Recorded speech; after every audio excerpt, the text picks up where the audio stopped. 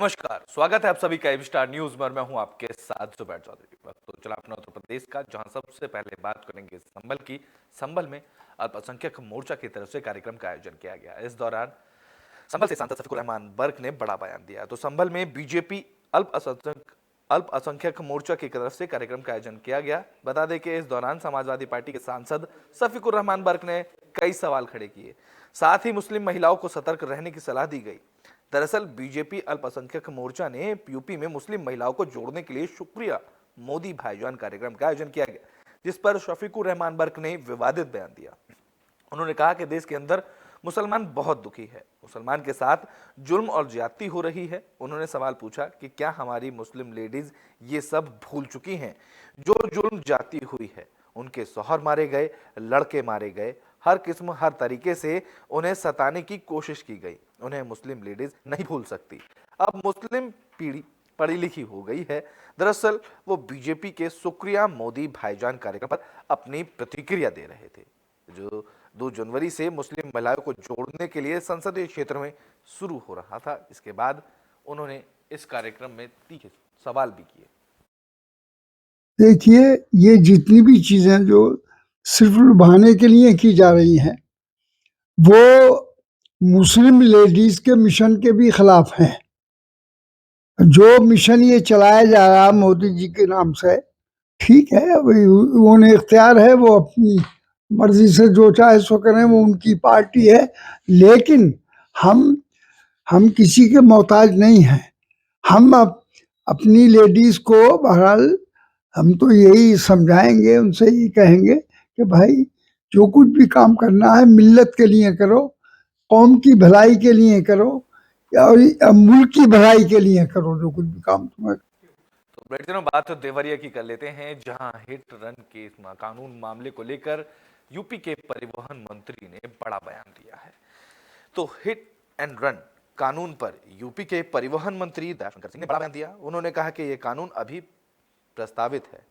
कानून उनके लिए है जो शराब पीकर गाड़ी चलाता है और एक्सीडेंट कर कर फरार हो जाता है। इस कानून बनाने के बाद उन्हें एक्सीडेंट की जानकारी मोबाइल फोन या व्हाट्सएप के जरिए स्थानीय थाने और तहसील को देनी होगी, और यह कानून सभी पर लागू होगा, चाहे प्रधानमंत्री या मुख्यमंत्री खुद गाड़ी चला रहे हैं। अभी देखिए, कानून अभी प्रस्तावित है, अभी मैंने अभी पूर्ण रूप से अभी लागू नहीं है। और उसमें बस ये है कि कोई शराब पी करके कोई गाड़ी चलाता है या कोई दुर्घटना करके वो चला जाता है, उसकी सूचना नहीं देता है। इसमें केवल ये है कि यदि कोई दुर्घटना होती है तो आप उसकी सूचना पुलिस थाने में या अपने मेल के थ्रू या व्हाट्सएप के थ्रू वहां पर दे दें। नहीं तो पहले दुर्घटना होती थी, लोग भाग जाते थे, तो वहां पर लोगों को जो जिसका दुर्घटना होता था समय पर इलाज नहीं होता था। तो बुलेटिन में बात कन्नौज की कर लेते हैं, जहां हिस्ट्री सीटर अशोक यादव के घर पर बुलडोजर चलाया गया। तो कन्नौज में हिस्ट्री सीटर अशोक यादव मुन्ना के घर पर बुलडोजर चला। बता दें कि अशोक यादव मुन्ना पर सिपाही सचिन राठी की हत्या का आरोप है। मामले को लेकर पीएसी और भारी फोर्स को धरनी धीरपुर नगरिया गांव में तैनात कर दिया गया था, जिसके बाद 2 बुलडोजर और एक पैकलेन मशीन से ध्वस्तीकरण की कार्रवाई की गई। बता दें कि हिस्ट्री शीटर अशोक यादव मुन्ना ने मानकों को ताक पर रखकर क्रिमिनल एक्टिविटी के लिए बंकर नुमा घर बनाया था, जिसे प्रशासन ने आपराधिक गतिविधियों के अनुकूल माना था। बता दें कि हिस्ट्री शीटर और उसकी पत्नी सिपाही की हत्या के मामले में जेल में बंद है। हत्यारोपी नाबालिग बेटे टिंकू को बाल सुधार गृह भेजा गया।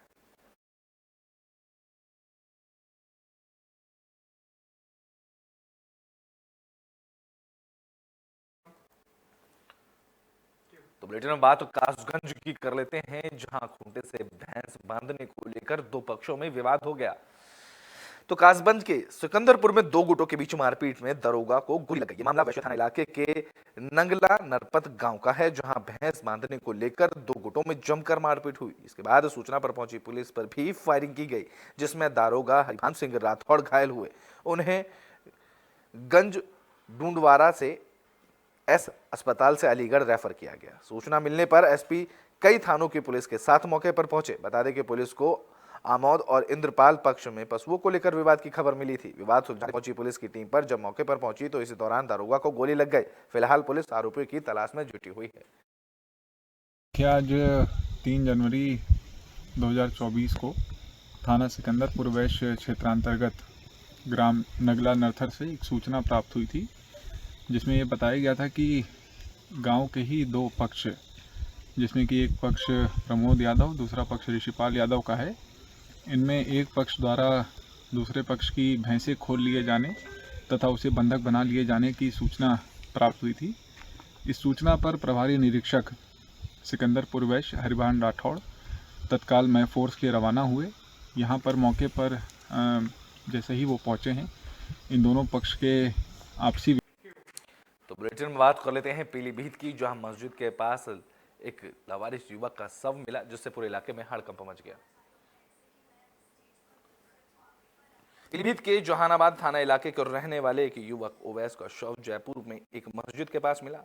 इस घटना से नाराज मृतक के परिजनों ने जहानाबाद थाने का घेराव किया। बता दें कि युवक का जयपुर पुलिस ने जयपुर में ही पोस्टमार्टम कराया। परिजनों ने जहानाबाद पुलिस को लिखित शिकायत पत्र देकर पास के ही सुंदरपुर गांव के रहने वाले नफीस पर हत्या का आरोप लगाया। इस दौरान परिजनों ने कार्रवाई करने की मांग की।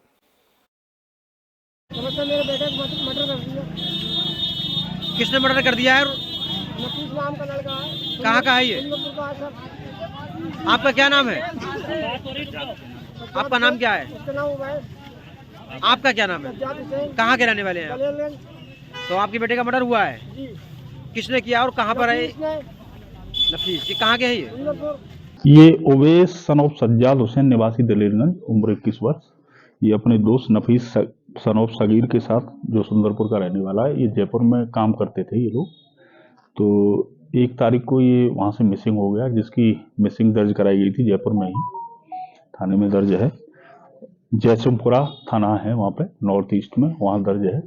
फिर कल इसका सब मिला वहाँ पे जयपुर में। तो ये लोग आए थे यहाँ पे कार्रवाई के लिए।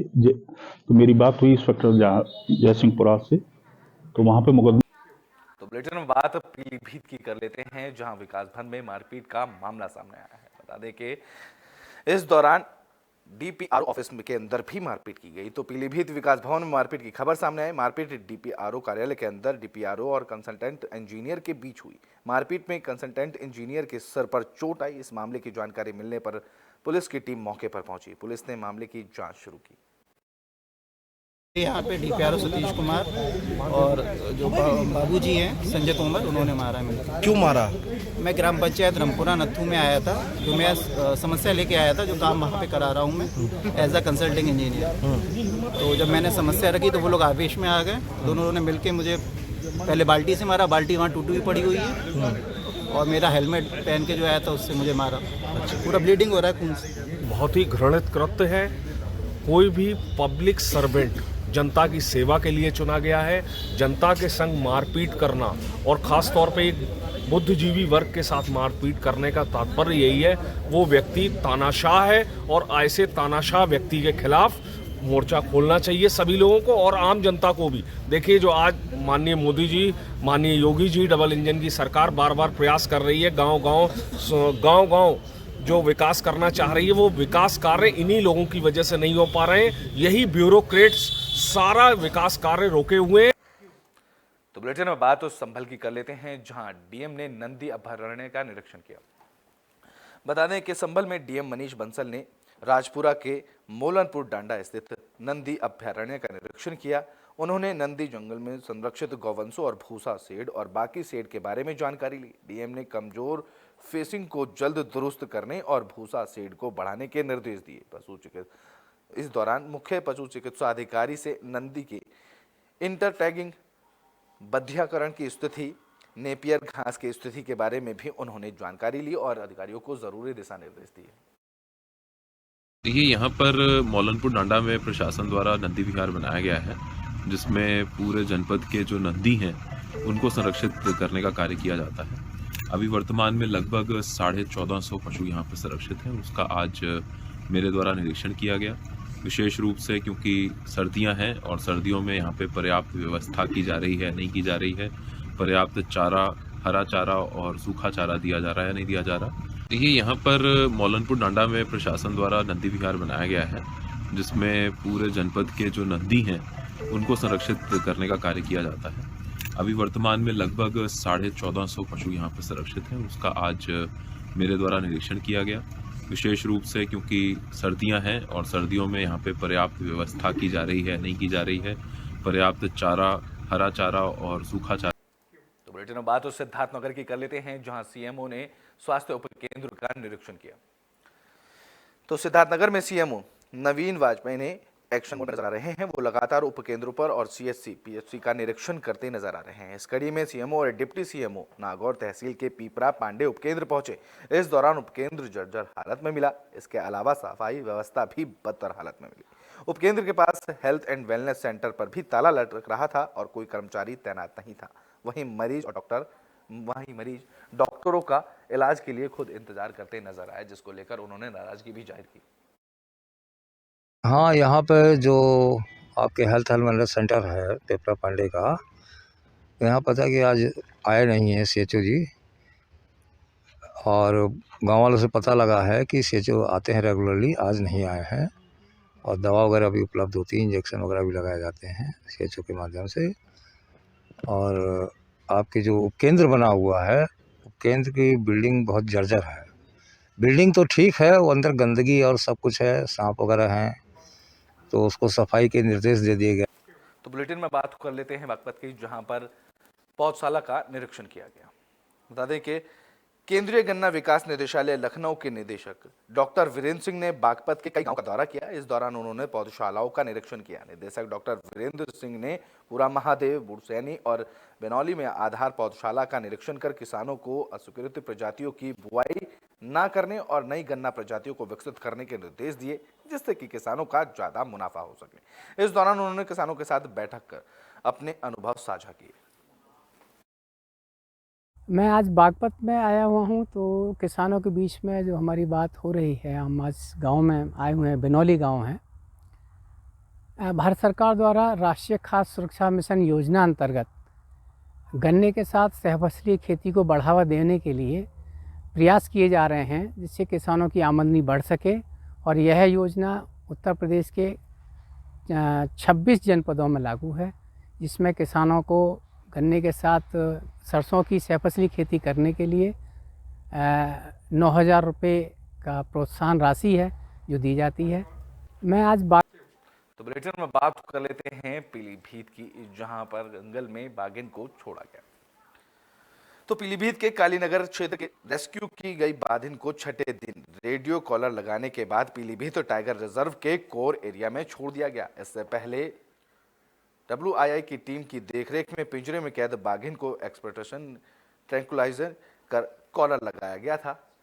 वन विभाग के अफसर अब रेडियो कॉलर के जरिए बाघिन की लगातार निगरानी के साथ उसके हेल्थ अपडेट को भी ट्रैक करेंगे। बता दें कि कालीनगर में पिछले 3 महीने से गुम रही बाघिन को 26 दिसंबर को अटकौना गांव से रेस्क्यू किया गया था, जिसके बाद इसे पीलीभीत टाइगर रिजर्व में छोड़ दिया गया है।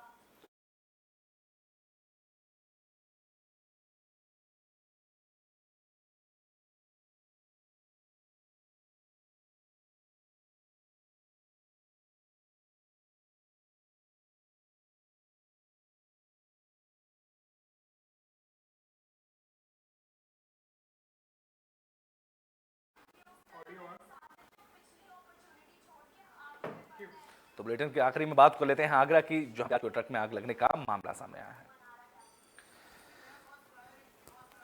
तो आगरा के सिकंदरा थाना इलाके की सब्जी मंडी में खड़े प्याज के ट्रक में अचानक आग लग गई। आग कैसे लगी, फिलहाल इसका खुलासा नहीं हो सका। आग लगने से देखते ही देखते ट्रक धू-धू कर जलने लगा। इस घटना से आसपास खड़े ट्रक चालकों में हड़कंप मच गया। जानकारी मिलते ही पहुंची फायर ब्रिगेड की टीम ने कड़ी मशक्कत के बाद आग पर काबू पाया।